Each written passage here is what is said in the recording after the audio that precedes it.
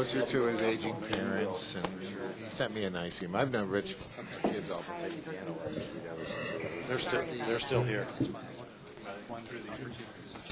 he'll be back, I'm sure, for the recital. Yes, he will. Christmas recital. It might coincide with our That's probably easiest. It might. Okay, thank you. Okay. Welcome, everyone. You still gonna get done at 11:30? We're going to shoot for it. Take a big breath. That works for me. I'm looking for quorum. They're getting So, coffee. welcome to the monthly meeting of the Pikes Peak Area Council of Governments Board of Directors, today being Friday, November 13th. And it says 10 a.m., and it's actually 10:30 a.m., and I apologize. Thank you for your indulgence. We had an executive session this morning, and it ran a little over, but we got a lot of good work done, so we're ready to hit the ground running here today, and in hopes of getting everybody out at a reasonable time, we're going to move things along if we can. So we have a quorum. We do like to begin with introductions, and I'll let Vice Chair here start us off, please. Andy Pico of Colorado Springs. Tyler Stevens, Green Mountain Falls. Bill Murray, Colorado Springs. Sharon Thompson, Fountain City Council. Is your email not working? I can't get my packet to come up. Our website's down. Okay, can I get a paper Ma'am, packet? I Oh, can you share have to mine. share? I will share. We'll also have it on screen. Yeah, and I'll have it on the screen too. I'll send it Learned over from and a we'll share. previous occasion. Yes. Turner Smith, Town of Brema.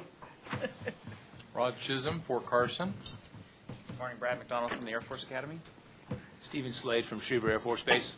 Rich Birchfield from Peterson. Good morning, Mark Denreader, Teller County Commissioner. Rafael Dominguez, Mayor of Monument. I'll still stay. Rob McDonald, PPACG. Okay, thank you all. So we have an agenda printed. Anybody wishing to amend or change the agenda? If not, Chair would entertain a motion to approve it. So move. Second. Wait, try it Second again. motion made and seconded. Any discussion? All those in favor, please say aye. Aye. Any opposed, nay? Thank you. So, item 4 is public comments. This is an opportunity for folks to talk to the board about something that's not on today's agenda. Does anybody in the audience wish to do so today? Seeing and hearing no one, then I believe, Rob, you had some I do. something to cover under There's- public comment? Sure, there's a larger crowd in the audience, which is a good thing. We do want to recognize one of our employees that received, another employee received another national award in our Area Agency on Aging. This one was our lead ombudsman, Scott Bartlett, who's in the back. He told me he brought the hardware today. I think he'll come up and show it off a little bit. But the award he won, and I'll read it, it's the Howard Hines Memorial Award, and it's really for an ombudsman in the nation that really advocates for their clients at a local level. And Scott certainly does that, and then some. He's on the local ethics committee. He is a fearless and tireless advocate for the clients, which are, I don't know how many he's got now, but I think there's in the thousands that we take care of in the region. And so really a great nod. We know he does great work, but I think it's wonderful that nationally he was recognized by the National Consumer Voice folks, and their conference was November 4 to 7.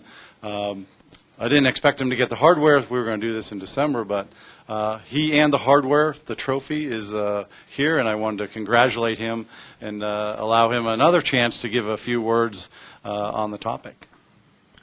Come on up, Scott. Congratulations. It's got the brain.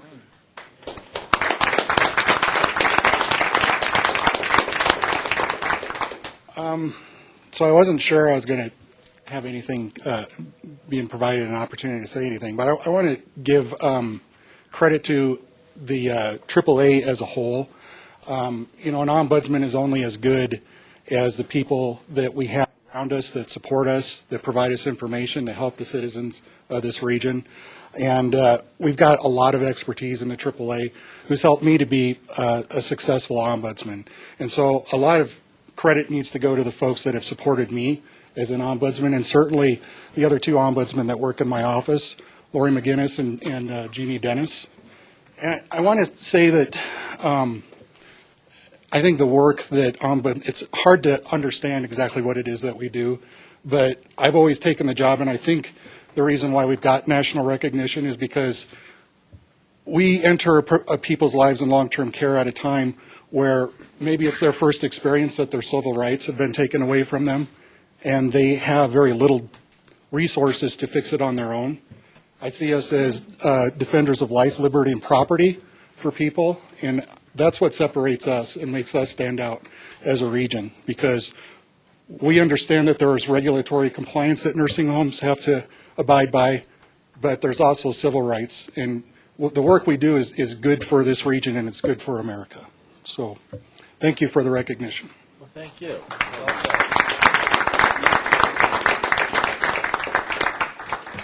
Anything else under public comment? Okay. And item 5 is the consent items. We have 4 of them today, including 5D, which is the 2016-2019 TIP Amendment Number 8. I believe is around $20 million. Around there. Somewhere around $20 million. So, does anybody wish to call any of those out for particular consideration? If not, then perhaps a motion on the consent items would be in order. So moved. Second. Moved for approval and seconded. Any discussion? All those in favor, please say aye. Aye. All those opposed, nay. Thank you. And we can jump right into Section 6 reports. There's Mark Andrews, our capable CDOT Region 2. How are you today? Good morning. Mark Andrew with CDOT. We've got, I guess, some good news in terms of projects moving forward. More good news? More good news. I'm always got good news. It looks like we'll have the Old Ranch project open by the end of the month. We've got Cimarron well on its way. We're coming out of the ground. We've had some issues with water quality and contamination that we've had to deal with, but we've gotten through that. But that project looks like it's well on its way. Some good news on Fillmore. We did accelerate that project. I may have mentioned that the last time. We may be able to finish that one anywhere from a month to 6 months early if we get good weather in the springtime. So we were able to do some weekend closures and accelerate that project, which is a big benefit to the traveling public there. So a couple big projects that are well on their way. Resurfacing program we've had some issues with weather last spring, so some of those projects will go into next spring. The 85 overlay, I know there was a question on that last time in terms of schedule.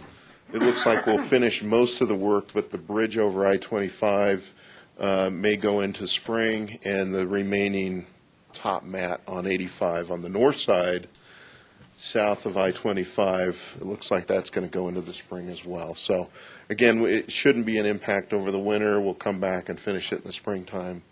So some good news there, I guess, in terms of at least getting that one almost done. With regard to the other surface treatment jobs, we have one on South Powers that's moving forward, but it looks like we won't have the top mat on that by the end of this year. So, again, we'll come back in the spring and finish those. Upcoming projects, we successfully bid the Powers widening job, which is a big project for the city and Peterson Air Force Base. We did get favorable bids. We are a little short. We're looking at options to fund that shortfall, so we may be up to $400,000 short on that. So we think we've got some options there to look at. Regarding the Rainbow Falls Bridge, we will bid that next week for that project, and it will rehabilitate that bridge, rehabilitate the deck. So that one's moving forward. We've got some flood recovery projects in the works. We're working with El Paso County. Has got quite a list. And we've got a team on that to work with El Paso County to get them some federal funds to either reimburse them or make projects out of those projects that haven't been repaired. So some flood recovery work ongoing. But overall, I think some good news, and we're looking at the next round of projects going out next year, a lot of resurfacing. As I talked about before, there's a need on south part of I-25 between Nevada and Circle. We want to try to accelerate that project. So Well, thank that's you. generally it. Some fun, good news.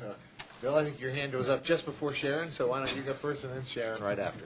Okay, well, then I'll put my 2 cents in for, and I've been calling it an asphalt summit now for a couple of months, and talking to our folks, Travis and Corey and everyone, about getting all the principals together who use asphalt and seeing if we can't restructure or help pressure the prices to come down, because we had noticed even earlier that the price of asphalt was creeping up because we were actually starting to compete against everybody in this whole asphalt project. And I've been encouraging everyone involved in the system to get together, to just sit down and talk and see, is there's a better way to do this without running afoul like 400,000 short when you think you're, within the boundaries for the money, and anything and everything we could do to help keep that, keep the, guy in the lid, so to speak, in the box without getting away from this. I would greatly appreciate. Thank you. And my 2 cents on this. No, it's an excellent point. He was showing us the graph where the asphalt had just gone right through the roof in this discussion. I'm going, and it's going to get worse.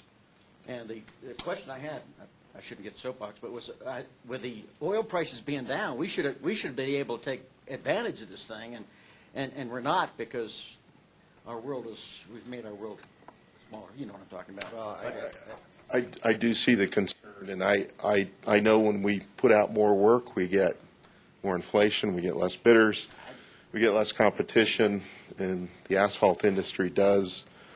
Sometimes they don't respond and provide the asphalt that we need. It's a supply and demand, and sometimes that affects the prices as well. $50 million a year into the project, Right. which is what I keep on saying. It's going to get geometric on us, and So, anything that we could do to help that synergies and that's, would help.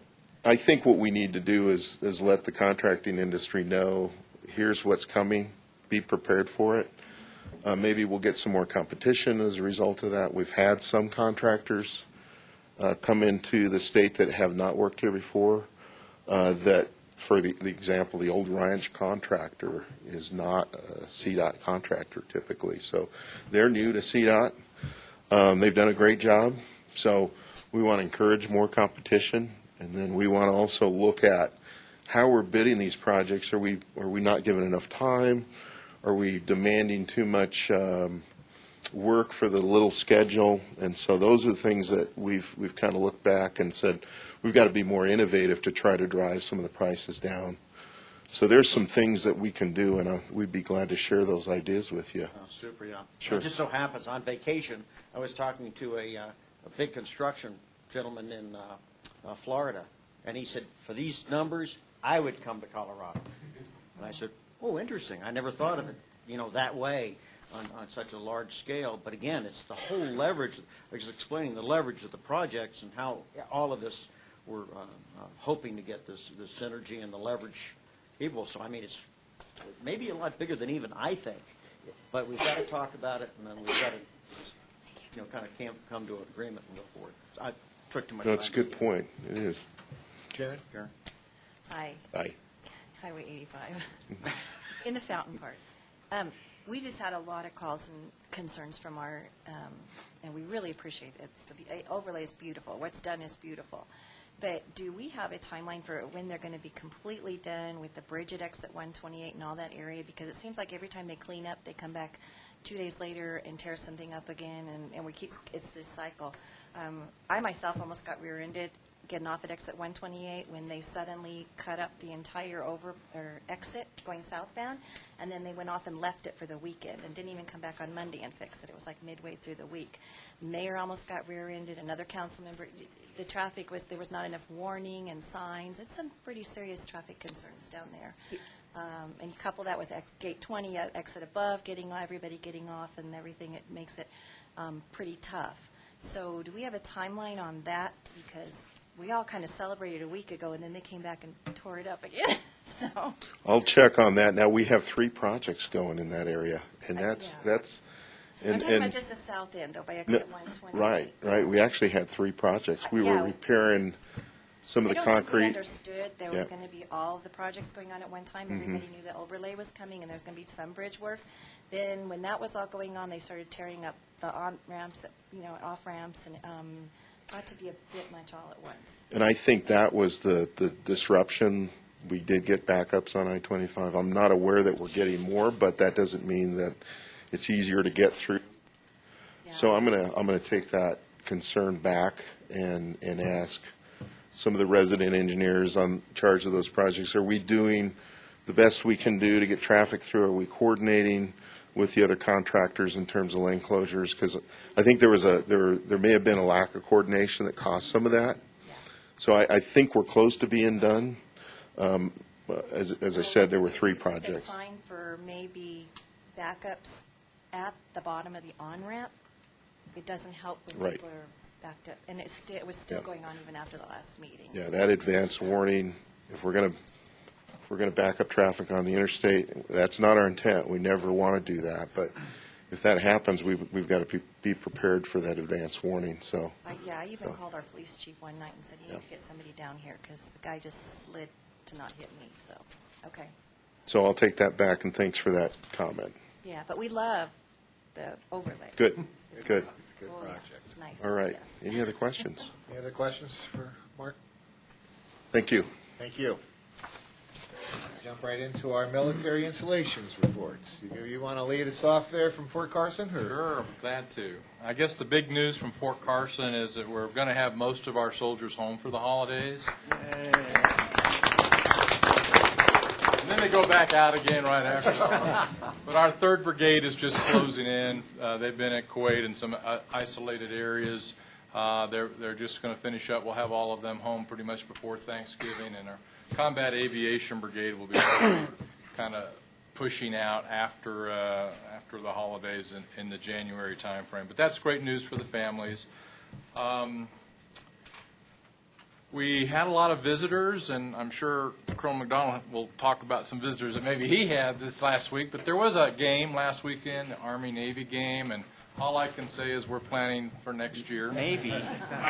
Army, Air Force. They got whoops so There were- bad he's kind of confused as to who beat Yeah, him. well, I was wishing it was That was Navy. the Air Force. But it was Air Force. I'll make a prediction on that one, too. Yeah, but I guess the big thing is, last weekend there was a lot of stuff with the game. But then with the Veterans Day this Wednesday, just a comment from the soldiers at Fort Carson I wanted to echo back to the group here, and that is just how the community embraces the soldiers and the airmen and all the stuff that was available to veterans and the active duty population in the community this last Wednesday was overwhelming. And I think a lot of our folks, they didn't plan to travel. They planned to stay in the community and take advantage of a lot of the benefits and a lot of the things to just recognize their service. So we thank you to the community for that. It's bigger here than it is in most places.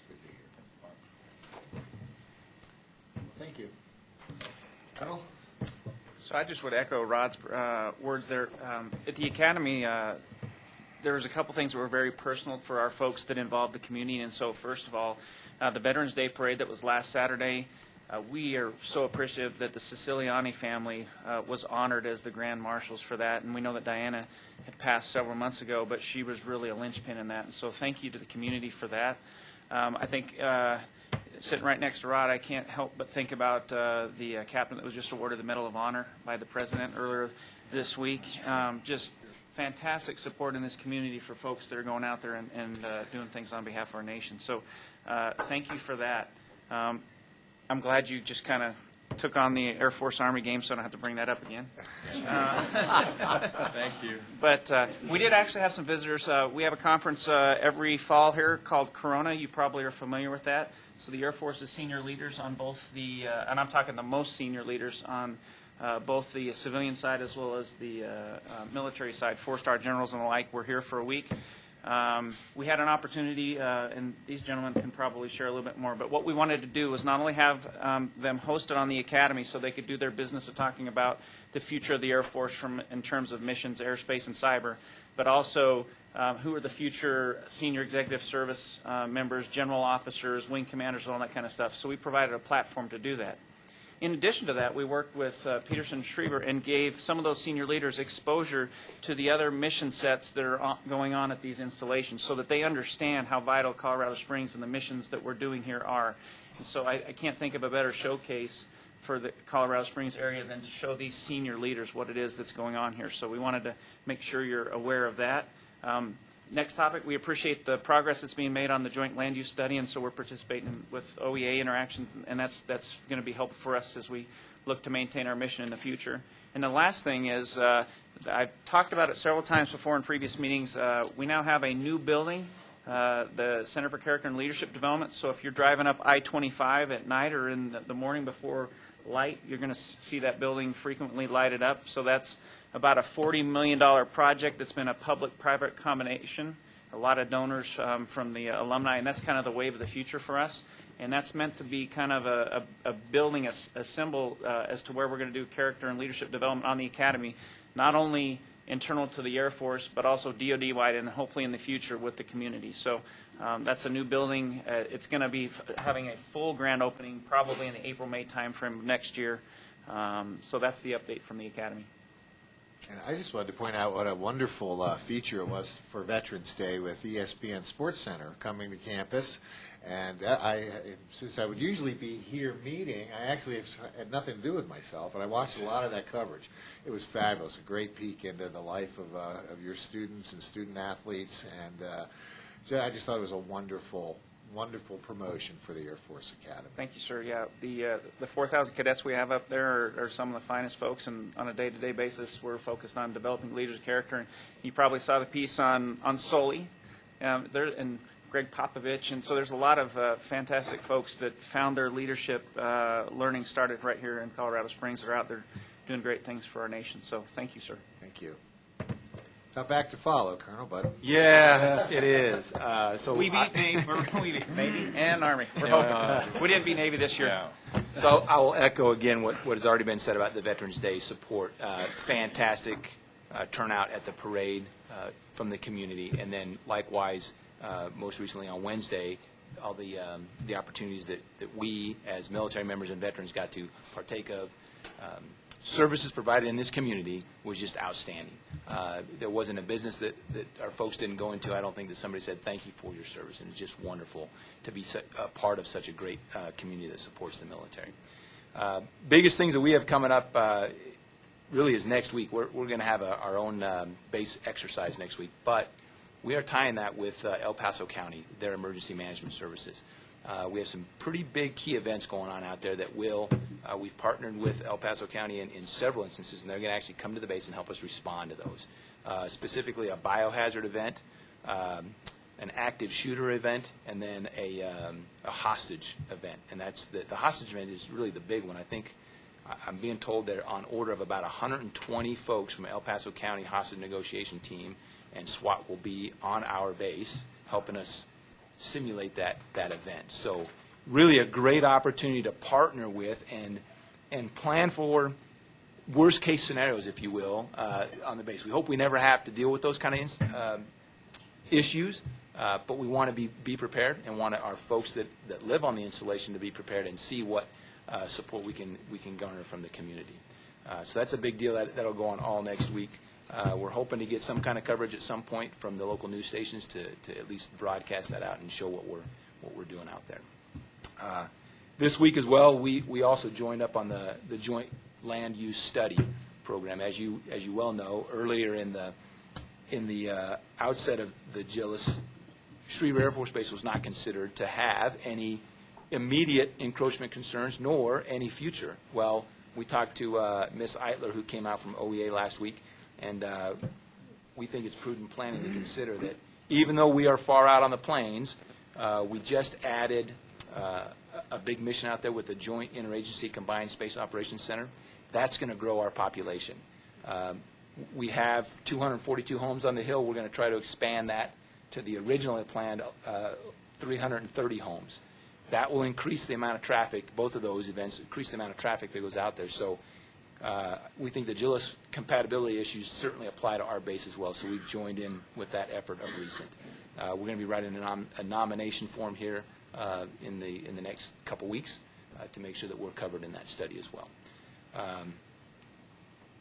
Lastly, I'll throw out here another big event that's coming up in the first week in December is what we've held here, I think on the order of about 20 times now. It's called Schriever War Game.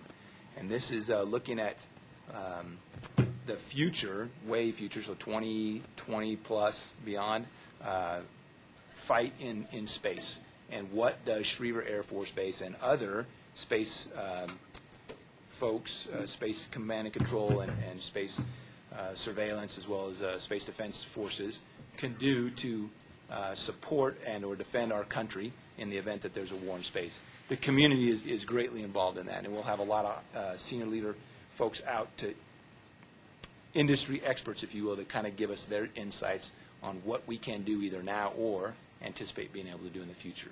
And that'll be a week-long event in about the first week in December. But subject to your question, that's all we have out of Schriever right now.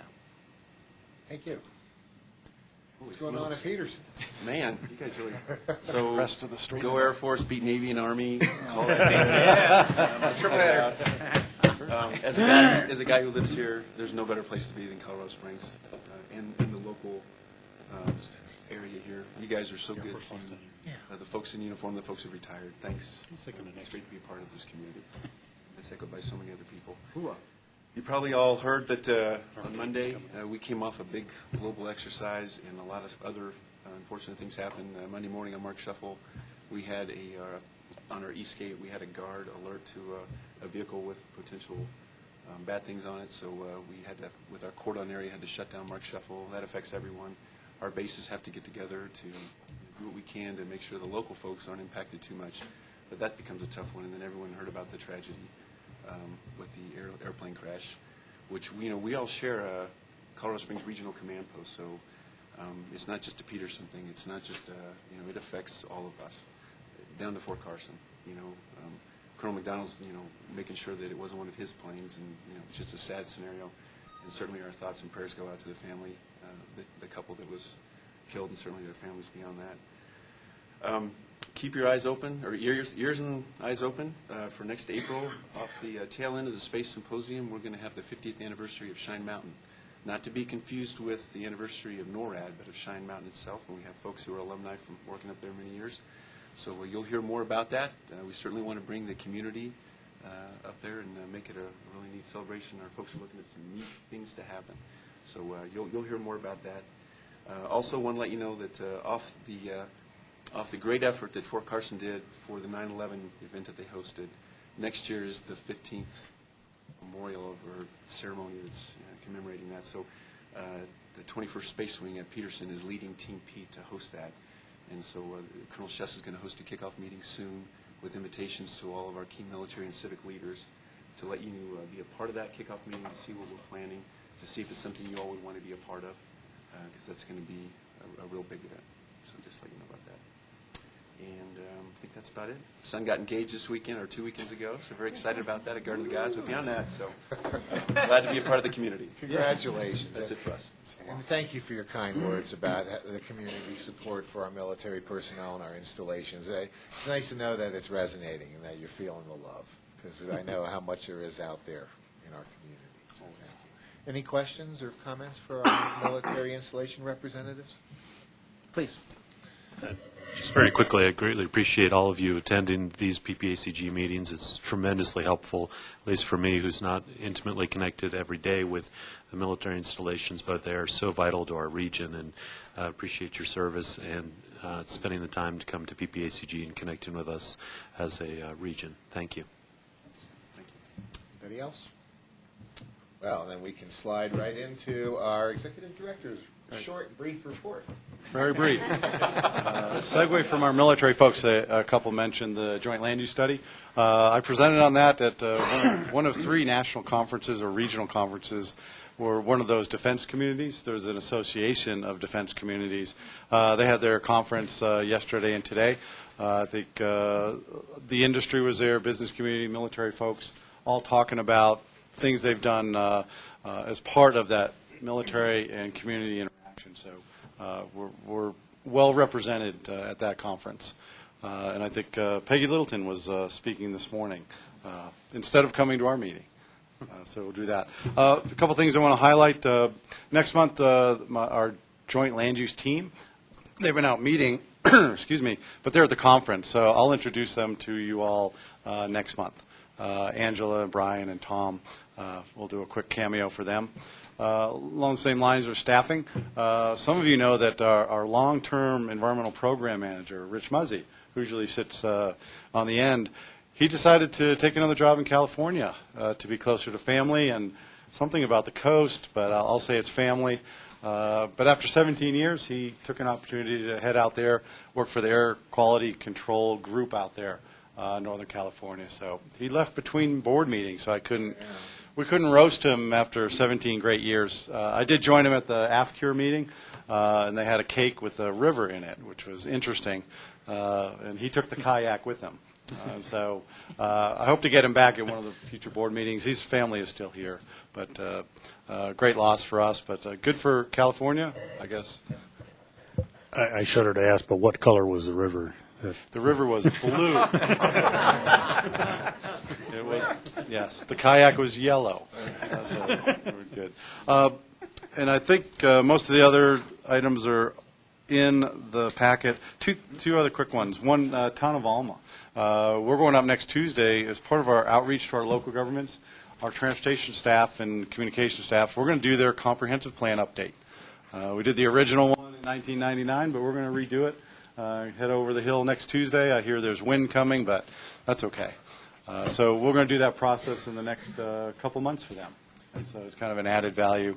We can do that with our staff and use state money, Department of Local Affairs. So no member dues, just us doing a good job for them. And our county commissioner left. It looks like, he has left the building. He has left. With that, I'll leave the rest of the items. Sharon, did you have a? Just a real quick question, the joint land use study. Yes. When we had the meeting at the introductory meeting at the Air Force Academy, I was Correct. under the impression that different cities were going to get a representative on the committee. Yes. We're still working on the policy committee, and the technical group of committees and work groups. We met earlier this week, and our OEA rep, Ms. Eitler, was out from D.C. meeting with Schriever. They originally were in my scope, but they got taken out, but now they're going back in. So it's an easy. I didn't delete the original scope. So I have my scope, but we'll wait for the process to go. But, yeah, certainly Fountain is on the list. So what time frame are we looking at for you needing a member for that? I've had people ask me, when are you going to meet? People are thinking about it, Yeah, we originally wanted to meet yesterday, but our folks at Office of Economic Adjustment said we want to kind of talk to some folks first and then work for the policy committee. And they don't want the policy committee to be 30 people. They want to get it narrowed down. So we think we've got a list. And so that outreach should be going out in the next couple of weeks. I would imagine we're going to meet no later than mid-January. Okay. And Thank so we've got a lot of requests for citizens and technical folks. And Well, beyond that, there's the different bigger committee members you're going to need. right. Is there more than that? Oh, yeah. I mean, we have the policy level, Right. and then the technical level, and then the work groups. So the work groups, February, March? I would say, yeah, probably late January, early February. We want to get them meeting because we have the list of issues. Right. But we need to populate those groups with expertise across the installations, the community, and anywhere in between. Okay, thank you. Any other questions for Rob? Thank you, Rob. Next, we have our Transportation Advisory Committee. Hello, Jennifer. Good morning, Mr. Chair, Board. Jennifer Irvin, Transportation Advisory Committee Chair. Just for the sake of brevity, we had 5 action items this month. 2 of them were the TIP amendments, 6 and 7, and those were unanimously approved by the committee. I would note that on amendment number 6, member governments, this was the one that was tabled last month by the board. Member governments attended the CAC and provided them additional information. So I think that was great. On the 2017 to 2022 TIP scoring criteria, the committee recommended using the previously approved scoring criteria that was recently approved by the board, and which was the average of the original TAC and CAC weighting. So I think that's what we had recommended, and if there's any questions, I'll be around later in the meeting if you have any questions when you look at that item. On the 2040 Regional Transportation Plan, this was unanimously approved by the committee, recommends approval by the committee, and I just want to again thank everybody, especially staff, because there's a lot of work that goes into that, and we're glad that we're getting through that. And then just finally on the project priority list, just a couple comments on this. We recommended a list of projects that is in your packet for approval. What I would note on the projects that the TAC recommended is that these are regionally significant projects, and they include both projects that would be done by CDOT, which have been traditionally on your list, but also includes some local projects that we think are regionally significant. And the purpose of that, we felt, is that there's been some unique funding opportunities in the past 5 to 10 years, such as RAMP, Tiger, and some of those projects have been those regionally, locally significant projects. So I think we wanted to include some of those projects to make sure that, you know, if funding opportunities came and leverage was able to be utilized on those projects, that it would be available.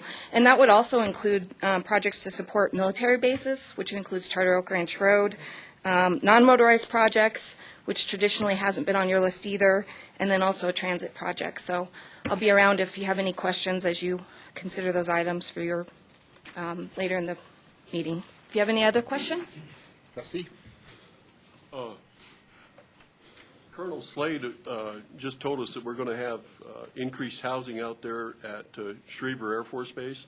Mm-hmm. And, sir, I don't know when that might start happening. And my question is there a plan in place to get 94 widened between now and when that starts happening? Because I used to drive a commercial truck up and down 94, okay? I'll say it this way. I'm glad I was in a truck. Yeah, so that's a great question, and I'll let you answer that. But I'll add to it, right, for just a second. So I was here 15 years ago, and I remember Highway 94 15 years ago, and it was much worse than it is today. CDOT has done a great job putting in the rumble strips, the flashing light notifications as you're coming on an intersection, and the rumble strip in the middle. So everything I think that they can do, they've done thus far, minus the road widening part, right? I mean, I think so. Let me just say that when do we think housing will be increased at least to the 330 that we had previously envisioned? That'll probably be 5 to 10 years out from today. We'll start the process rolling right now. But that other agency that I mentioned that was coming out there, that will be initial operational capability in the June timeframe, and the anticipation is that an additional 500 people working there at Schriever Air Force Base, starting as late as January of 17.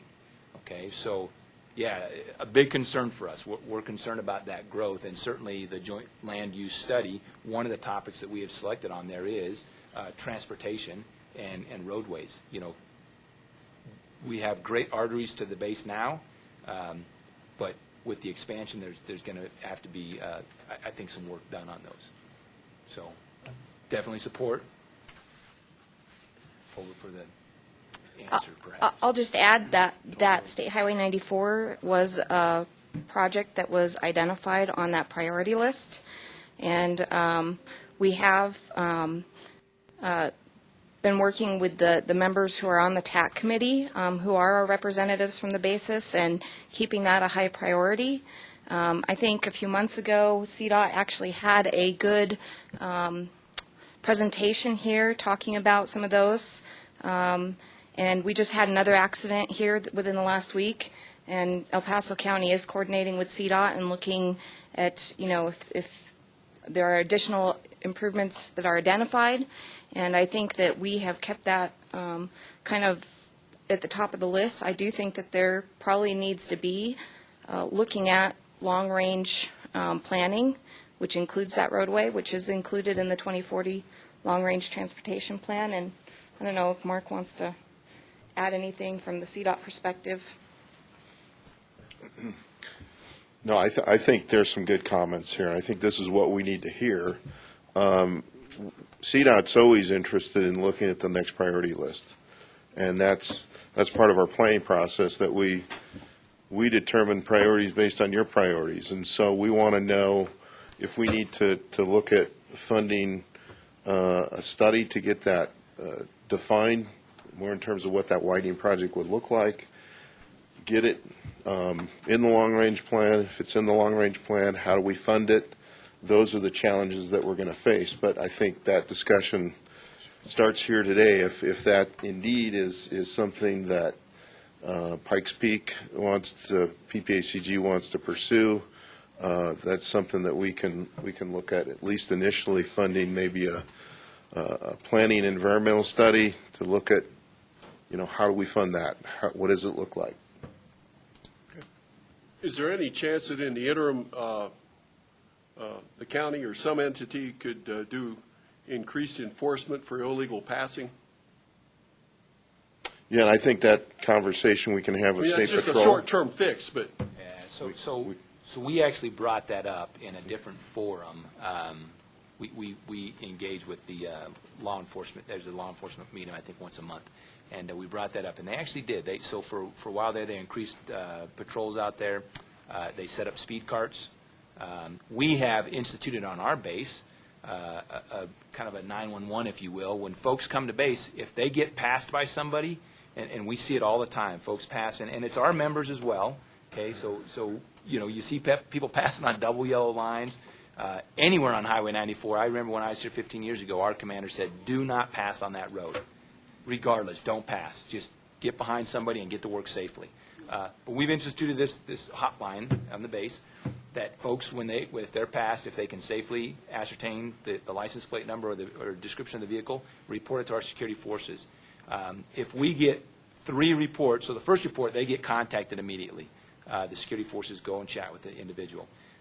But if we get 3, we forward that to El Paso County and let them know that this individual has been driving recklessly on the road, and we let them then handle it.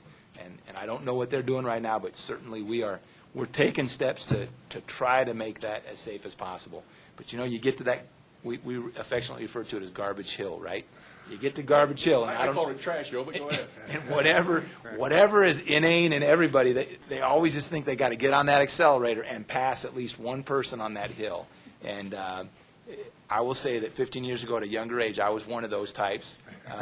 But I have become a little bit wiser, I think, and it's just as easy for me just to get behind the guy or gal doing 55 and just make it safely to work. So, thank you. Thank you. Bill? Real fast, I would be remiss if I didn't comment on the agreement we see throughout this report. So one of 2 things you're doing: either you're sedating the committee, or you're doing a heck of a good job as chair. Okay, so I will err on the side of being an incredibly good chair. I think it speaks well. Good job.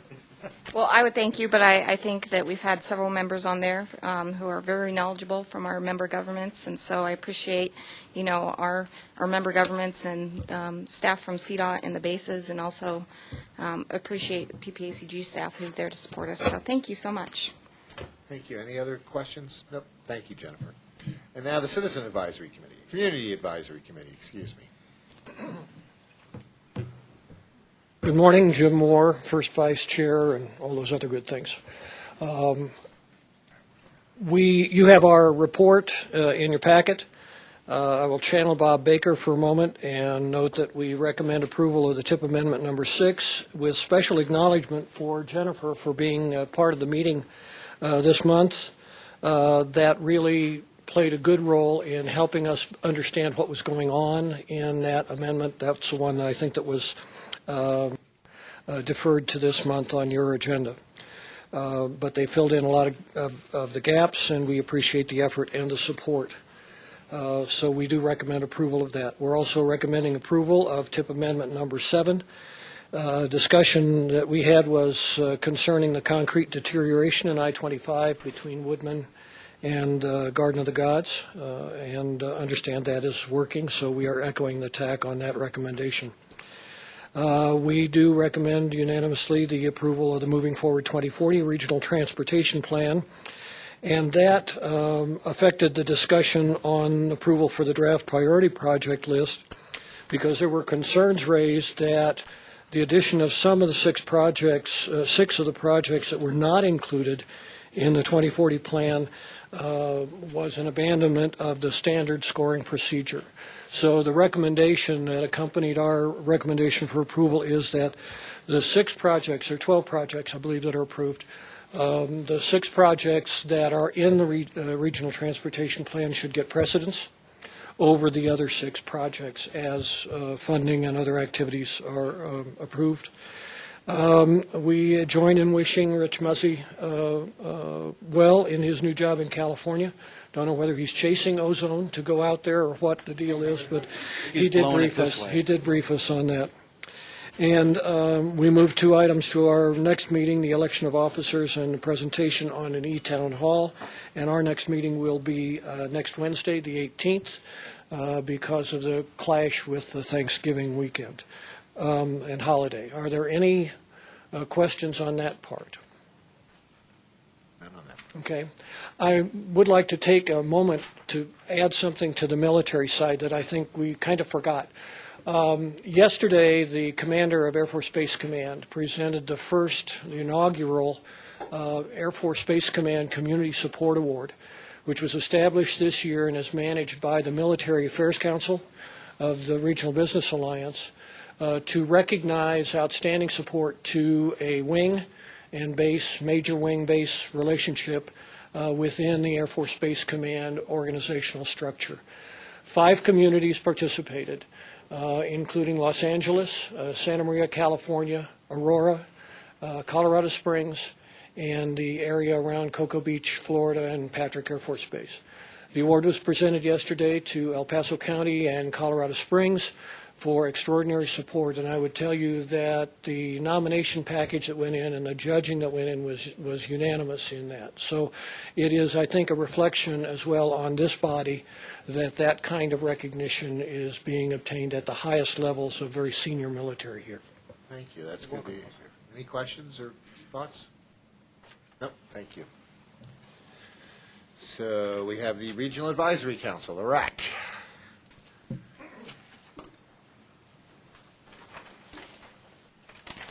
Hello. And board, thank you for being here. I am representing the Regional Advisory Council. You have our minutes in front of you. Our primary action item, which you will be addressing shortly, is the 2015 carryover funding allocations, and we voted unanimously to approve our recommendations from our Technical Review Committee, and we have a representative here from that Technical Review Committee. Our provider presentations were the Community of Caring, the Aspen Mine Center in Teller County, Cripple Creek, and Victor. Thank you for that organization.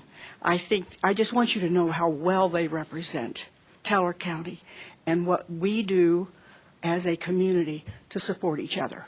They are a fine example. Thank you. Thank you.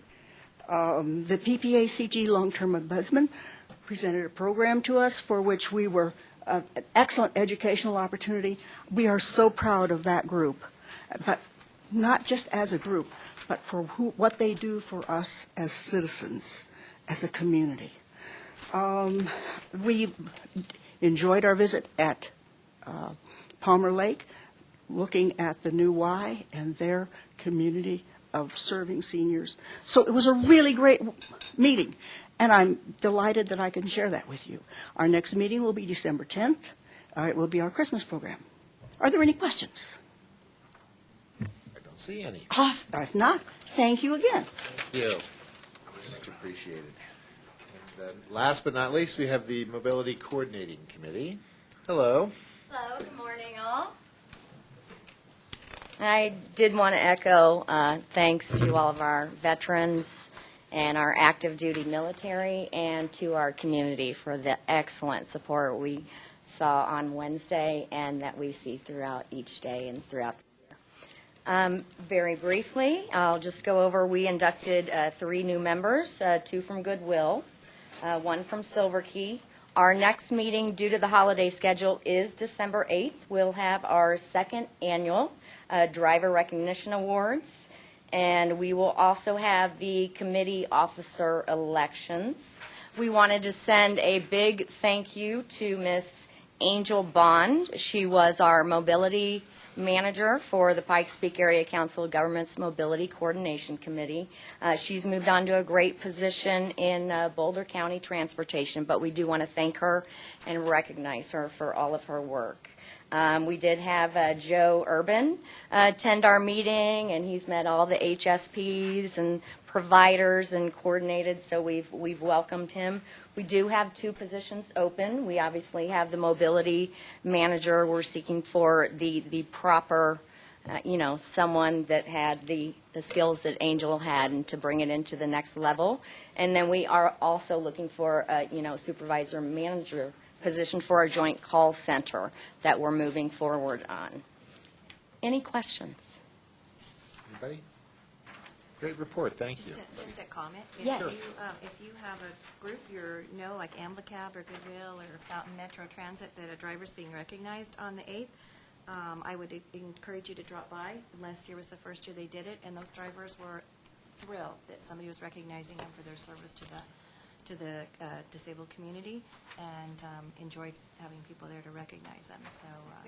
And that's on the December 8th meeting? Yes, it is. And there's food. They'll have food. It's food. It's a hey. potluck. Food. Come aboard. Recognize these drivers who are grassroots out in the field every day. It's our 2nd annual event. We thank Angel for being the impetus of our first event last year. Thank you. Happy Thanksgiving. Okay, and we have this, we're not going to get... No after. Nope. No after. All right, so we can jump into the action items, and 7A is the 2016 Draft Budget Work Program. Got to be fast around here, Beverly. Good morning, Beverly Majewski. At the October board meeting, the 2016 draft budget was presented for discussion for the purposes of receiving the board's direction as to any changes you wish to see in the final budget. And the work program was sent out with the packet or on Monday if you got paper copies. And if there are any questions concerning the work program, the managers are here and they can answer those today. If you wish to approve the budget as presented in October, you may make a motion to approve the budget, and it's an attachment 4 is the resolution. However, if you wish to see changes, I will bring back a revised budget for your acceptance at our December board meeting. Any questions? Well, it's certainly the same budget we looked It at is, last month. exactly. And I'm not seeing any need for any changes, but anybody on the board wish to propose any changes to this work program and draft budget? Second. Any further discussion? All those in favor, please say aye. Aye. All those opposed, nay. Thank you. Thank you. Next item is the Area Agency on Aging carryover funding.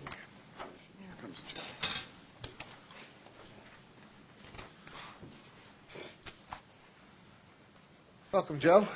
Thanks, Mark. Joe Urban, Area Agency on Aging, and with me is Jerry Novak, who's a member of the Technical Review Subcommittee that works on the allocation of this funding. For those of you who don't know how it works, I'll give you the nickel story. Every bit of funds that's not spent on an annual basis, in this case the fiscal 14-15 year, is dumped back into a pot and then reallocated throughout the state on the original formula that we received our original funds on. So that total for us came out to be $129,000 roughly. Not quite as many digits as you folks are used to working with, but very important to the people we serve. The committee met, and the second page of that report shows the allocations, the goal being to allocate money that's enough to do some good, but by the same token, we don't have a whole lot to work with initially. Any questions? No, so just to reiterate, this list is vetted by the technical committee as well, and is that? The Technical Review Subcommittee receives applications, mini RFPs, for lack of a better term, from each of the folks that qualify in that part or that area that they've served in. Most of the time it's services they're already providing. This just allows them to elongate or stretch their dollars a little bit farther. Please, Andy. Part D, evidence-based disease prevention. Yeah. But I know that you have remaining to allocate, so We had nobody apply for that. However, we anticipate that money will be spent. There's only one provider. UCCS does that. It's a Healthy Living Program is the name of the program. And we anticipate that they probably will be able to utilize that at the end of the year. They did not get an application in time to be considered. Okay, so this is still pending allocation. It's available. It's available, okay. Any other You wanna add questions, anything to- comments? I guess the only thing I would add is some of these were pretty easy, as you can see, like the congregant meals. There's only one provider, so we gave them all the leftover money there. The Part B was the most difficult. We do have a grading system of need-based stuff from 1, 2, 3, so we used that as our basic method of allocating this stuff. And then along with their application, which we reviewed every one of them to see how, playing God a little bit, and it's a bit difficult because we would like to give everybody everything, but we can't. So this was our best effort, and then the RAC did bless it unanimously to pass on to you guys. It's a tough job trying to allocate these precious resources when the need is so great. I mean, Joe's predecessor put the board through a torturous exercise about 6 months ago, having us make some of these tough decisions. And I got to say, most of the board was not real happy with that burden upon them. So we really appreciate you doing the hard work here.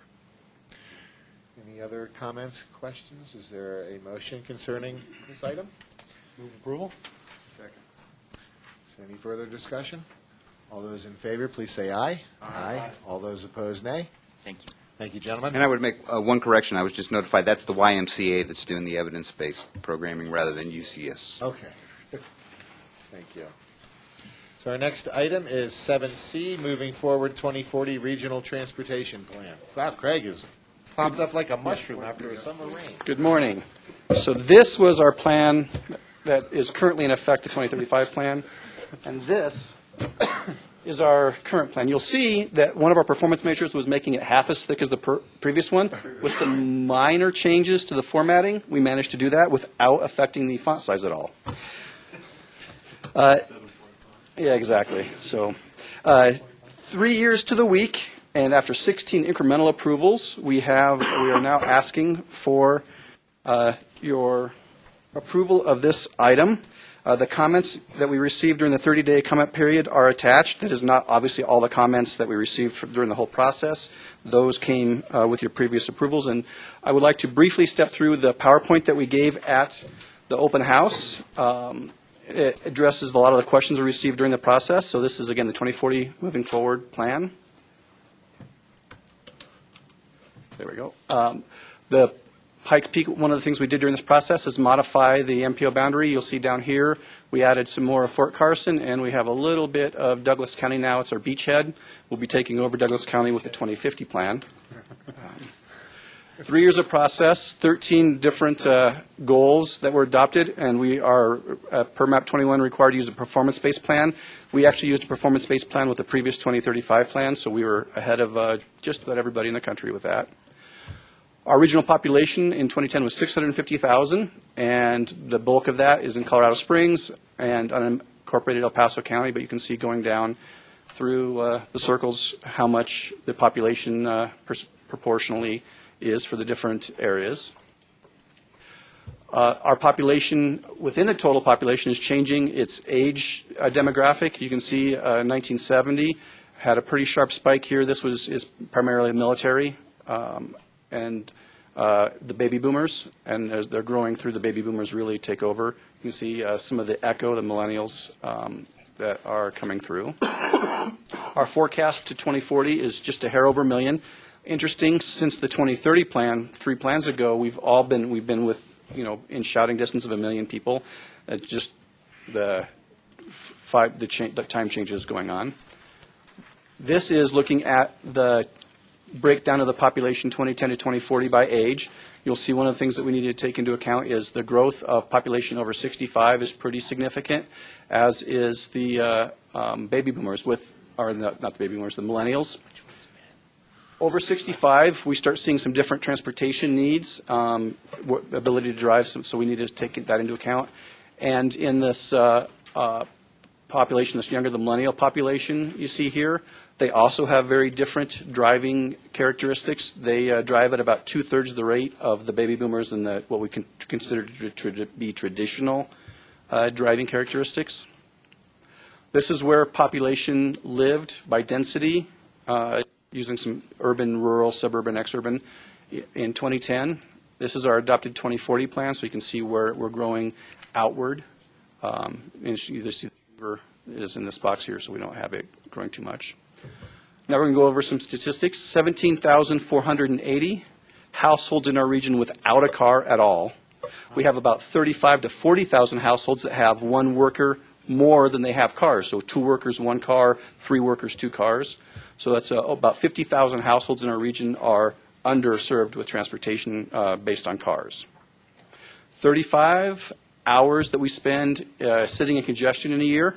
Actually, we're the 70th largest metro area, but the 74th most congested. The average in the nation is 40 hours. So congestion-wise, we're actually pretty good. $277 million. That's how much the direct cost of crashes in our region every year. That's through to fix cars and medical expenses. That's not the indirect lost wages from work and things like that. That's just the direct cost.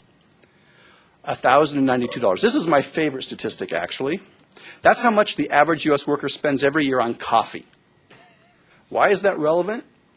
Because $235 is what the average driver spends per year to build, operate, and maintain our transportation system. So we spend 5 times more on coffee every year than we do on our transportation system per individual. Take their coffee away. That could count for spillage from potholes? It might. That's the 235 is the Colorado local. The 1,000 I couldn't find the statistic for Colorado. So, $1.3 billion. That is our backlog of pavement maintenance in our region. That's how much we need to fix all our roads right now. So with the $50 million a year that City of Colorado Springs is getting, that's going to help, but it's not going to actually bridge the gap. $300 million is our backlog right now in bridge maintenance. So we have about $1.6 billion in backlog of infrastructure maintenance. $6,650 is how much each household in our region owes to make our system whole. So if we just pass the hat, everybody would have to pony up $6,600 to get us back to zero. This is our map of our region and our expressways and freeways. Expressways and freeways are 4% of our roads. They carry 43% of our traffic. Arterials are 14% of our roads, but they also carry about 14% of our traffic.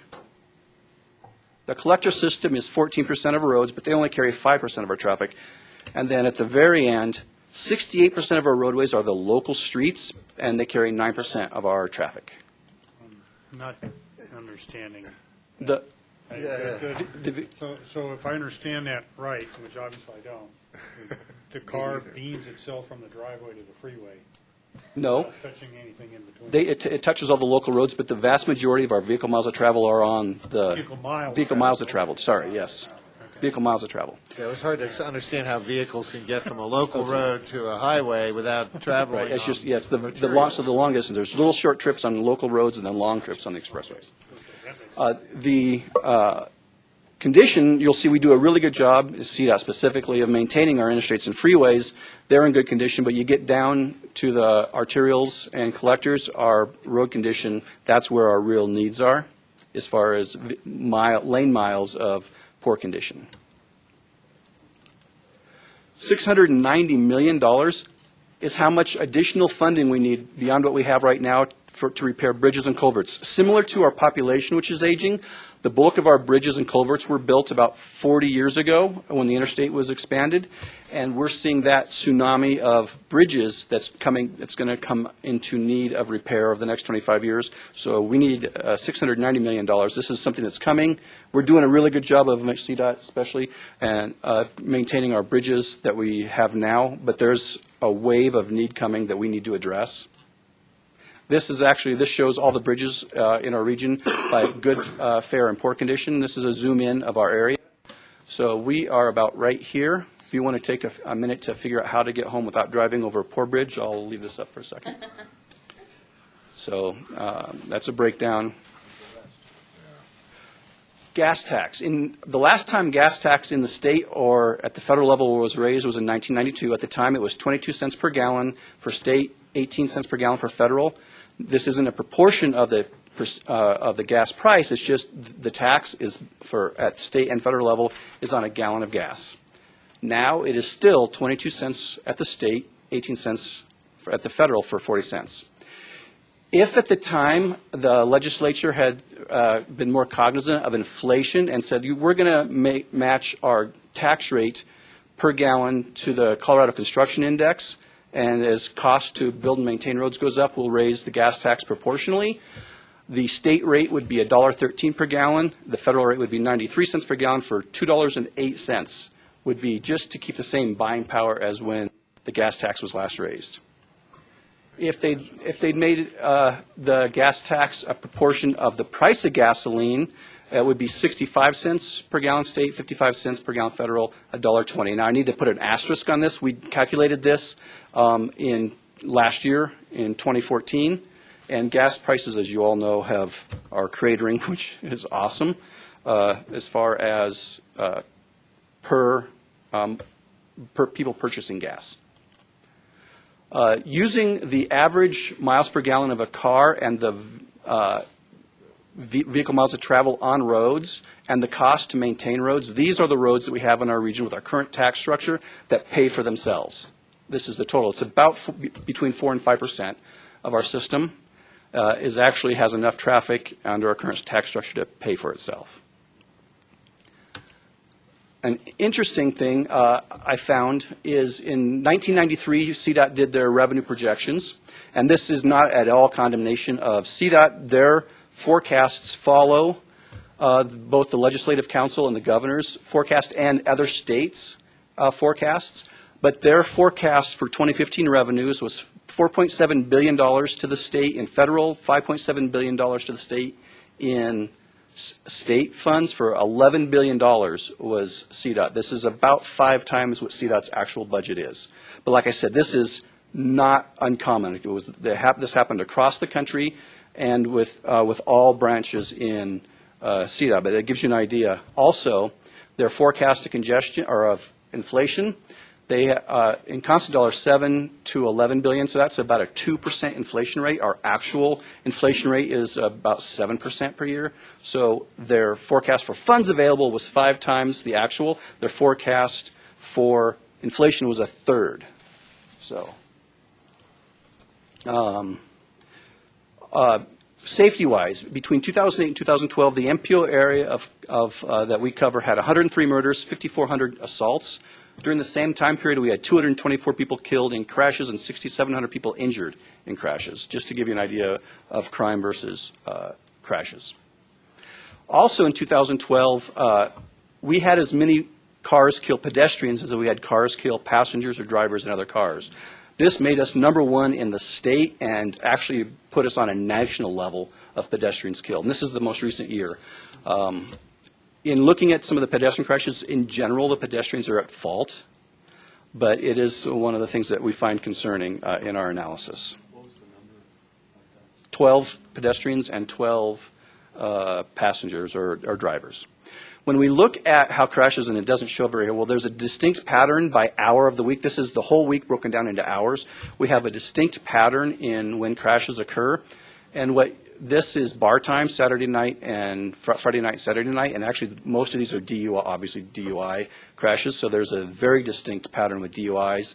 And then from 3 o'clock to from Friday afternoon, that is, and then 5 to 5:30, or 5 to 5:30, and Friday for 3 to 5, that is our high crash time, and it is not proportional to vehicle miles of travel. People are bad drivers at those times for whatever reason.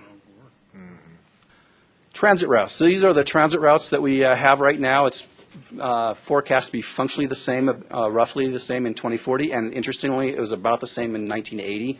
Our transit route hasn't changed dramatically since then. One of the things we were asked is, well, how does our transit investment compare to other areas? So we looked at areas about our size and with high military. El Paso, Texas, $64 per capita. Virginia Beach, $61 per capita. We're out here $31 per capita. We included Wichita. It's roughly our size, and it's also the only metro area that has a lower per capita investment in transit in the country. So we're number two. We're number two in lowest per capita investment in transit. Denver, you'll see up there $141. Fort Collins, $60. So that's an area that could see some pretty easy addressing. All we need is money. We went through a process to prioritize non-motorized corridors. These are the 11 non-motorized corridors that would, if completed, would make our area significantly more non-motorized travel friendly. Specialized transit, we looked at who's providing our specialized transit trips. You see Metro Mobility, the vast majority, about 63% of our trips are by Mountain Metro, and then the proportional percentage on down out here gets a little dark, but the dividing line's right there for community intersections. Okay, so that is our transportation plan. At this point, staff, the CAC and TAC all unanimously recommend the board approve this plan. Any questions for Craig? Craig, is that PowerPoint available?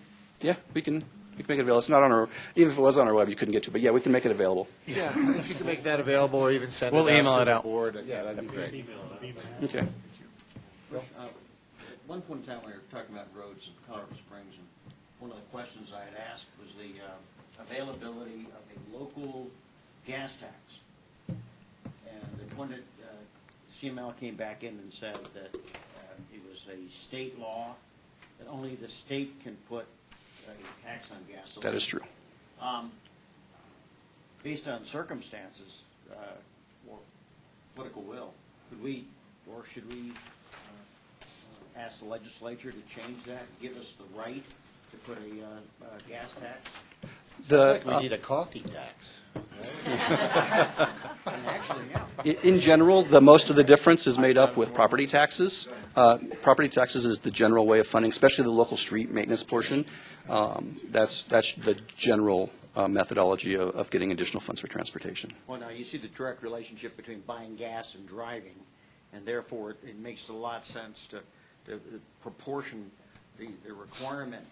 But as difficult as we'll have for property tax, I mean, you present the case, what is the solution set?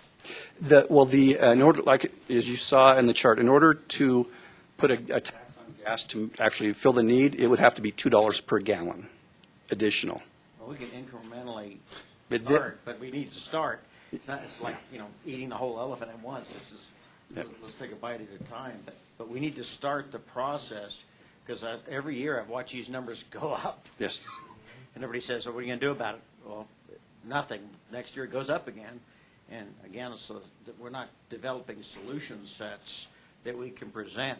And I'd rather present a solution set that has opportunity to be successful, but then fail, than not put anything forward at all. And that's what happens a lot of times. The reluctance to not even put anything on the ballot results in the problem going to the next group or whatever. Well, Colorado Springs, I think, is showing a lot of leadership in the region with with their recent vote, and maybe that'll spill over. Yes. Sorry, Andy, please. Did I speak too soon? That's about as far as you're going to get, I think, anytime soon, is what we just did here. As you're seeing, the cost per gallon sort of a thing, obviously the burden of that is shifting to general fund, in general. So you take a look at the overall tax rates. What you didn't put up there was the per capita tax rates from each of these cities. And that comes down to the bottom line is we are half the per capita taxes of places like Denver, Fort Collins, and so forth. And I don't think anybody really wants to change it. I kind of like staying at half the per capita tax I would rates. suggest everybody have to. Well, It's not an if but when situation, and political will is an incredibly important issue. Trustee? Did you look at the robotic cars and trucks and how that will affect the use and longevity of roads in the coming years? We did. We looked at one of the things that stuck out to us most when we did that is the penetration rate, the adoption rate of those vehicles. It looks like that it's likely that autonomous vehicles will penetrate at about the same rate that anti-lock brakes and cruise controls did, which means sometime between 2035 and 2040 is when we'll start seeing the number of vehicles on the road actually make a difference. What it's primarily going to do is provide more of the opportunities for that older crowd, the over 65 crowd, and some of the youngers to get around. So if anything, it will add to the wear and tear on the roads. There'll be more vehicles on the road. There'll be less need for parking, and ownerships of vehicles will drop, but the actual on-road numbers of vehicles on the road are likely to stay about the same or increase. So. If there's no further questions or comments, we have all three entities, staff, CAC, and TAC, unanimously recommending approval. Is there a motion? So moved. Second. Any further discussion, comments? If not, all those in favor, please say aye. Aye. All those opposed, nay. Thank you. Staying up with us here, Craig? Yes, for I the am. Draft priority project list.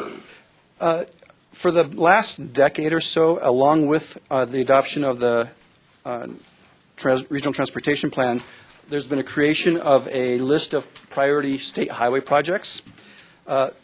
As you heard with Jennifer, this list is the recommendation is kind of expanded to not just state highway projects and not just road projects, but other projects. In attachment 1 is a list of projects with the recommendation from each entity, the TAC, the CAC, and the staff on the left side.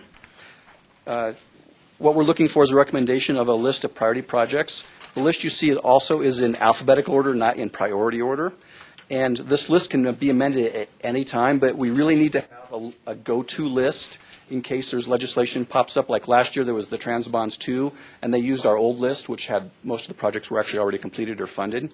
So what we're asking for is the board create a list of regional priority projects that we can have as our backup, and then as actual funding sources become available, we would bring it back to you, but we need to have a base list that we can use. Among the projects, you'll see that there's two lists. The first page and a half list are the projects that are in the fiscally constrained plan now, and then the shaded part on the bottom of the second page are projects that are not listed in our fiscally constrained plan. One project I want to highlight on that projects that are not in our fiscal constraint plan is because it's not in our area. It's I-25 widening between Monument and Castle Rock. It's not in our list because it's not our area, but all three, staff, CAC, and TAC, feel that it is an important project. As an additional piece of information, this week I provided data to Louis Berger on behalf of CDOT's High Performance Toll Enterprise. They're looking at making that additional lane a toll lane. So just as an FYI. That'll go over. So the gist is, if it's in the RTP, it should be at the top of the list. Yeah, those should be taken before. That's the gist of the yes and no with a little asterisk is do the ones that are in our fiscal constraint plan that scored well and are included in our fiscal constraint plan before you get into the list of other projects. Yeah, I think making 94 a toll road would probably help the financial aspects. He's asleep. Out to Shriver for blocking you out. He's Perhaps. blocking me out, that's right. Any questions for Craig on the priorities? Is there a motion, Well, I think or is this, that's an action item? Yeah, Yes. please. you've got the priorities projects not included in the fiscally constrained. You got one option in here. There's a yes, no, plus after. So if we approved it as listed, what exactly were you approving here? What actually we would recommend is if you could just use the reference ID and say like A through M or A through S included in the list or some fashion there, or create two lists. That would make it easiest for us. We used an ID instead of a number, so not to presuppose any priority. So Okay, so when we come in there, we basically have to say approve the list A through a letter is what you're looking for? yeah, exactly. Or you can start it whatever, or you can do it individually A, C, whatever the board's pleasure is. Well, there's a lot of hard work has gone into developing the list A through S. No problem approving that. Please. Yeah, I move approval of A through W, and on line U, emphasize what the CAC has recommended it says after, so I think that's a particular line item. They say no plus and then after, so I'm going to assume after. That's a motion to That's a approve? motion to approve. Is there a second? Second. Further discussion? Comments? Anybody in the audience? No? Well, then, all those in Oh, favor? we got one. Oh, What was the motion, sir? if I can recap it, a motion to approve the list as presented with special consideration for item U. Well, I say A through W, so the both lists as prioritized, but then clarifying when they have on line U, they have no plus and then after, and I specify after. After the other project. After the other projects. Yeah. We have a motion and a second. Any other questions or comments? All those in favor, please say aye. Aye. Aye. All those opposed, nay. And then item 7E is the weighting criteria for the 2017-22 tip. This item, it's one of the final steps in scoring the projects. Not all criteria are equally as important in selecting projects as other. The 2040 plan criteria is what the TAC recommended, and that is the combination of the TAC and CAC weightings that they did for the 13 criteria. The 2017 CAC is the weighting that the CAC did for this specific process. And then the line below that 2017 CAC is averaged with the TAC. That's taking the TAC's recommendation and the CAC's recommendation, averaging them together. And then the 2017 CAC averaged with just the TAC portion of the 2040 is the bottom one. Staff, to recap, the TAC recommends the 2040 plan that was used to score projects for the 2040 plan. The CAC recommends the weighting that they developed for the 2017 TIP. Staff recommends any of the four because, quite honestly, the criteria are so close in weighting variance between each other that it's, from a scoring perspective, it's not likely to make a difference in prioritization of projects. So alternative 4 is the 2017 CAC averaged with the TAC weighting. Correct. As recommended by staff. And that's one that staff is. Honestly, yes. All four of them will work equally from our perspective. They're all valid. Well, that seems to be one that, recognizes the value we have with both the CAC and the TAC, which I sometimes worry that they don't realize how much we truly value the hard work they do. They make our jobs a heck of a lot easier up here. Any thoughts, anybody on this? Seemed to me, is there please? Yeah, at first I kind of chuckled at the fact that the staff recommended all four, so it was nice. We're easy. But I get that you can support any of They them, are. and that's fine. And I recommend approval of option 4, where we're averaging both the inputs from both organizations. I did a lot of hard work, and it's good. Is there a second? Second.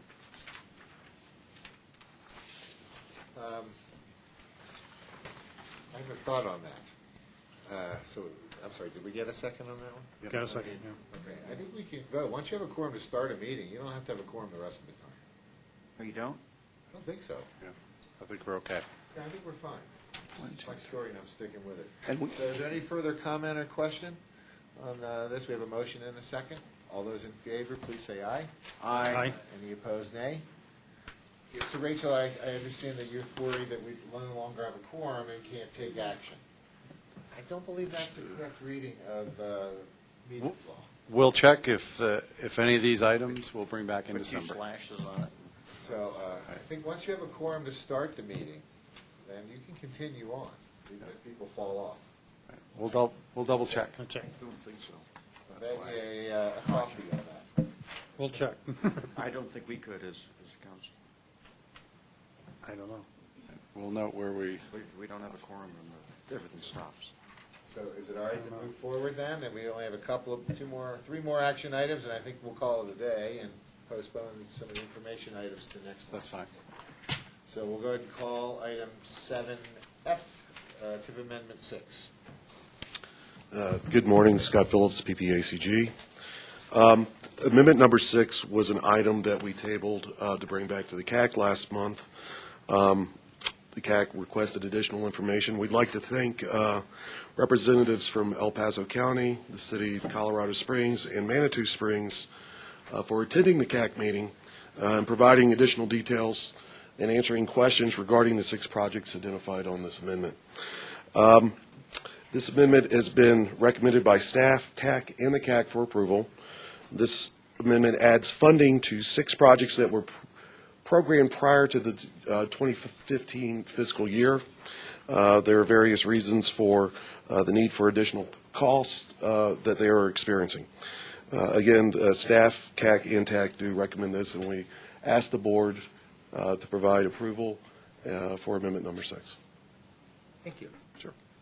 I'm glad we sent this back to get a firmer grasp and consensus on how to move forward with the 2019 funding. Yeah. Basically. And the representatives, they did a wonderful job in providing additional information and answering the questions, and it's very much appreciated. Questions for Scott? Comments? To make a motion to table it? Table. Well, there's just not really anybody here. The county isn't represented. I mean, you know. Is that problematic as far as the timetable? CDOT's nodding yes. It is problematic. I withdraw. So it's something you would like to see acted upon here today, Mr. Andrews? Yeah, we've got 2 projects on this list that we've got active construction, and to finish those projects, we need the funding. The surface treatment projects, the first 4, are not as critical, but we want to get those on the shelf as quickly as we can. So we need to proceed with design of those surface treatment projects. So I would love to get those bridges prepared in Manitou. It's been on the books for quite a while. So please, Trustee Smith. On the Falcon Park and Ride, the developer's no longer in business. Don't they have to have a performance bond or something? Why did we get left holding the bag on this?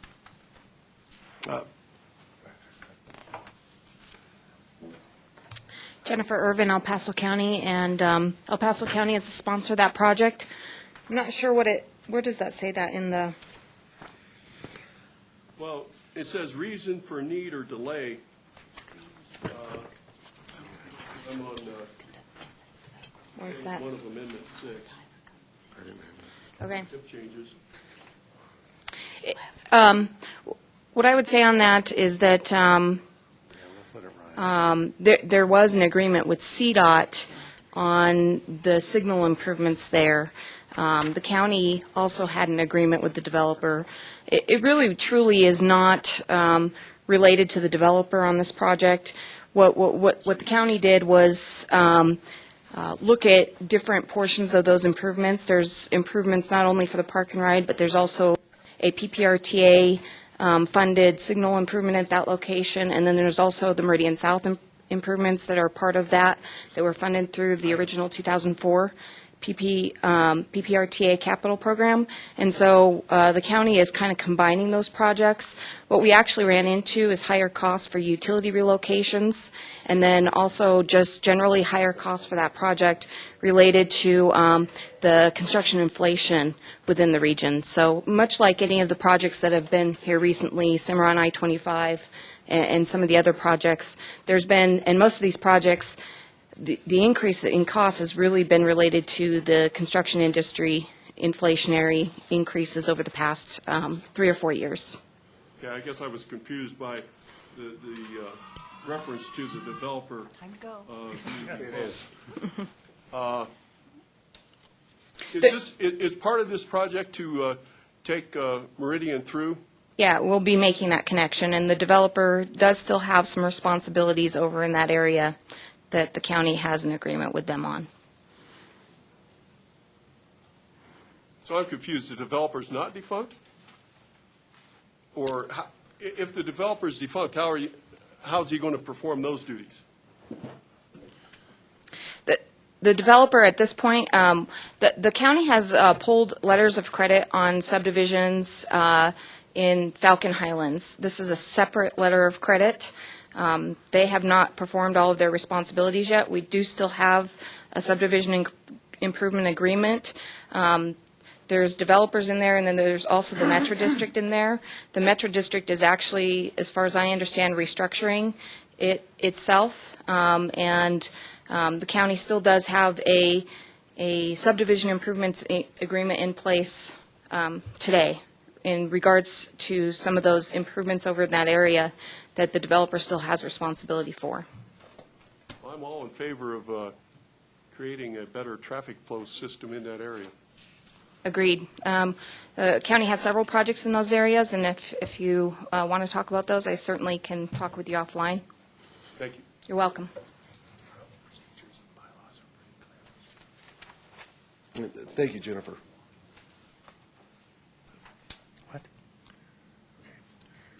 All right, so there's a dispute, or a question about whether or not, lacking a quorum, we can continue to take action. It's always been my understanding, but apparently our bylaws are rather clear that with lacking a quorum, we can't vote on things. Is that correct? That's correct. So we have 6 voting board members here now, and we need 6 2/3. Need a seventh, that one may walk in the door. Go back, recall? Uh, But can we make advisory opinions that reflect, would it be worth it? No? It says we can't conduct business. We're looking it up. Can't conduct business. Don't sit and talk, can't do what? Sit and talk all we want, but the votes, we'll recommend not to. And So the last vote would be tabled as well. right, we'll table the action items and see. Well, until Tyler left, we had 7. We did. So was he here for a vote on Amendment 6? I think he was. He was not. He was not. He was not. He wasn't, okay. I think he was here for the criteria and walked out during that, right after So, that. right after the vote? Yes, for criteria. So what does that do for you, Mr. Andrews? Apparently, I have a more expansive reading of the law than You staff. guys had got to 7G, and I was assuming it was the same issue, so yeah, with the two projects I need approval are number 2 and 3 for State Highway 21 Powers Auxiliary Lane, and then the surface treatment project, because those are actually being approved administratively by CDOT. It has to go through a TIP amendment. So for us to budget and spend that money, I guess that's a concern of ours, because those are active construction projects. Now, the surface treatment job is being delayed until next spring in terms of finishing up the work. So in a sense, we're not necessarily overspent on that project, but and then the erosion work that we need to do on 21 is contractors ready to go. So I guess I don't know another solution. Can an administrative amendment be considered for these 2 items because of their size? One is, Right, there could be, but I don't know if staff can look at that and maybe offer that. we can look at that and then work with CDOT to see if we really need a special meeting or if we can wait till December 9. Yeah, and again, these 2 projects, we're just adding additional money with the same color money we already have. So the question is do we really need to go back through the process of a formal approval? The federal rules allow me to make that administratively. PPACG's current approach would not, which is actually relates to another item Mark and I were talking about earlier. They opened the bids, the $400,000 for Powers widening. I can do that administratively per the federal rules, but not per PPACG's operating rules. So if the board can forgive me next month, I can make those 3 changes administratively and then throw myself on your mercy next month. Well, we'll have your back on that, I think. So. Unanimous vote? Yeah. You can't conduct any business, you can't vote. Well, no. Right, so, I mean, Head nods. Agreement, And just agreement. Excuse me. Comment in Discuss here, it. You can discuss. hoping that Commissioner Little will come in. She's not on the PPACG board. She's an alternate for the county. Is she? Yep. Is that her there? Nope. Oh, no, somebody else is coming in. I think also on amendment number, Did she? I think so. She has, Merv Bennett is there to direct her this way. And if she sits, she counts. Is she a member of PPR? She's a member of She's not listed on but this. she's not. She's on my list, Our Savior has made on the it. left. PPACG? What happened? Oh, not in the minutes, go for the roster. Deer in the headlights, Welcome, guys. Commissioner. Welcome, current Rumor has it that participants. you are an alternate to the PPACG board. There's Somebody told me I should come stand in. No, we didn't know either, didn't but know we you seem needed to have lost our quorum, and we have just a few precious votes to continue with. We don't want you to be caught unawares. Thank you. But, Thank you. so I'm Come going on to in and reach vote back yes. and ask for a motion concerning item F, 7F, which is tip amendment number 6. So moved. Second. Motion for approval in a second. Commissioner Littleton is basically taking the 2019 transportation dollars and allocating them to complete projects in the 2016, 17, and 18. Okay. Or mainly 2016. Okay. And this has been fully unanimously endorsed by our TAC and our CAC and the staff. Okay. So with that, we have a motion for approval. Any further discussion? All those in favor, please say aye. Aye. All those opposed, nay. Thank you, that passes. You're very welcome. And if we've already discussed tip amendment number 7? amendment number 7, there's been some previous conversation about it. It does add 6 new projects for CDOT, and it's also bringing $28.9 million additional funds investment for these projects to the region, which is fantastic. The other item on this amendment is also repayment of the BRRTA bond of $11.4 million. Baptist Road RTAs. Yes. Yes. And we've just recently been notified that the funds are going to be made available, and we'd like to get them in the tip and get that moving forward. I just have a question, if I might, Mr. Chairman. Sure. Thank you. So will that actually retire the BRTA then, and it will be off the table? That's our understanding. So citizens are not going to be having that on their tax roll anymore? It's done? Okay. County staffer may have a question. Jennifer Irvin, El Paso County, and as many of you know, El Paso County has taken over administration of the BRTA, so that happened last year. But that item is actually going to the BRTA Board on December 4th for consideration, and county staff is making a recommendation at that meeting. I think, we believe, and our finance staff is putting that item together, but we believe it comes very close to be able to close out BRTA. Okay, great. Thanks. Appreciate that. Any other questions or comments? Motions? So moved. Motion's been made and seconded for approval. Any further discussion? All in favor, please say aye. Aye. All opposed, nay. Thank you. Thank you all very much for sticking with this. It's been difficult, I know, with the late start. Finally, H is the appointment of the nominating committee for PPACG officers for 2016. I kind of jumped the gun last month, and I think we had volunteers from Commissioner Glenn, Commissioner Clark, and Mayor Levy. Was there anyone else who was positioning to be on the nominating? Trustee Smith? Trustee Smith, I think, I wonder if we shouldn't have an odd number.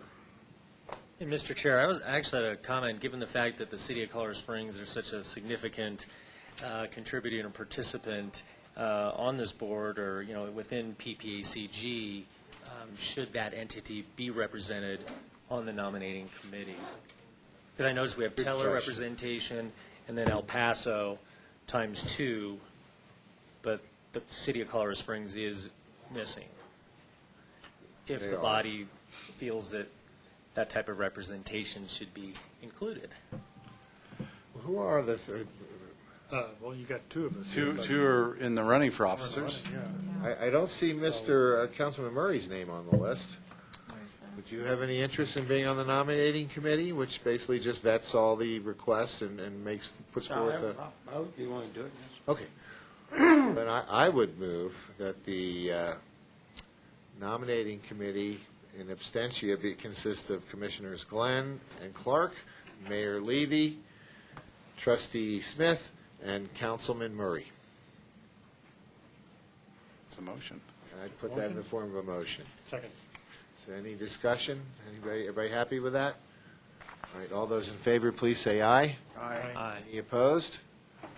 That carries. Thank you very much. And everything else we can push off to, yes, sir. Pardon me, Mr. Chair, I wanted to make sure that, did we have a quorum when we were looking at agenda item 7E, the weighting criteria, or valuation criteria weighting?